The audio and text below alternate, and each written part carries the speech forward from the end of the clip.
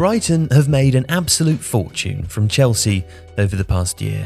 When Moises Caicedo completed his transfer in the middle of August, it took the trading between the two clubs in just the last 12 months to 10 deals and an amazing £225 million. And all of that has gone to Brighton. So, what are they spending it on? And what is almost £250 million worth to a club of their size?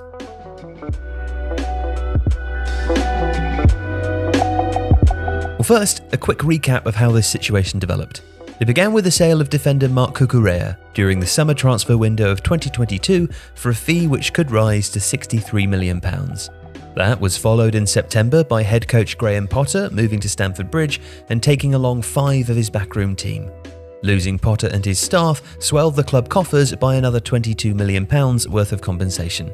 And Chelsea weren't finished. In November, they came back for head of player recruitment, Paul Winstanley, and agreed on an undisclosed compensation package. And in the summer of 2023, again, they've plundered Brighton, spending £25 million on goalkeeper Robert Sanchez, and 9 days later, breaking the British transfer record by agreeing a £115 million deal for Moises Caicedo. For context, the Amex Stadium, Brighton's home since 2011, cost just £93 million to build. A state-of-the-art training complex in nearby Lancing followed 3 years later, and that cost around £20 million.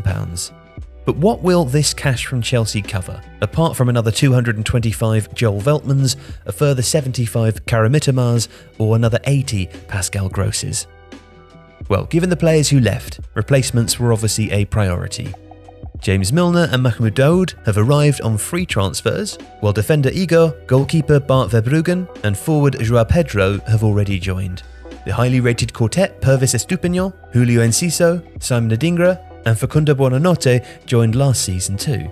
And Estupiñán and Enciso have already made a name for themselves in the league. Andigra and Buonanotte are also expected to in due course. So all in, the entirety of Brighton's incomings from the last 3 transfer windows only cost €10 million more than the sale of just Caicedo alone.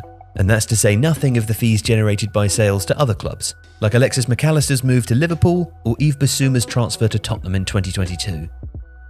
And naturally, some of the income has also been spent away from the pitch. Roberto De Zerbi was appointed to replace Graham Potter, and he has a bigger backroom team, 8 in total, including assistant Andrea Maldera and general manager Enrico Venturelli. Venturelli has also acted as De Zerbi's translator when required. When Paul Winstanley moved to Chelsea, he was replaced via an internal promotion for Sam Jewell, who was formerly Brighton's emerging talent manager. The Amex Stadium has undergone various capacity increases up to the current limit of just under 32,000. But apart from that, there hadn't been many changes to the internal and external facilities since it opened 12 years ago.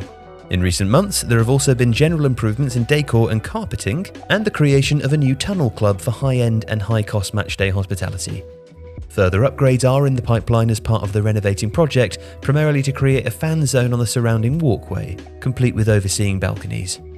It's a gradual process, with planning permissions required at different stages. The desire for facilities to keep pace with progress on the pitch led to £15 million worth of improvements to the training complex in 2019, including a dedicated hub for the Brighton women's team, who play in the top-flight Women's Super League. Chairman-owner Tony Bloom has invested more than £400 million of his personal wealth since taking over in 2009. Brighton have regularly lost big sums of money since reaching the Premier League for the first time in 2017, and the combined shortfalls in the 2019-20 and 2021 seasons, affected by the COVID-19 pandemic, was over £110 million. As of results from the 21-22 season, the most recent complete set available, Brighton's revenue was £174 million annually, which was only the 12th highest in the Premier League. For context, they placed just above Aston Villa and just below a pre-takeover Newcastle United. And that 174 was just over a third of Chelsea's £480 million and less than half the annual revenues collected by Arsenal and Tottenham.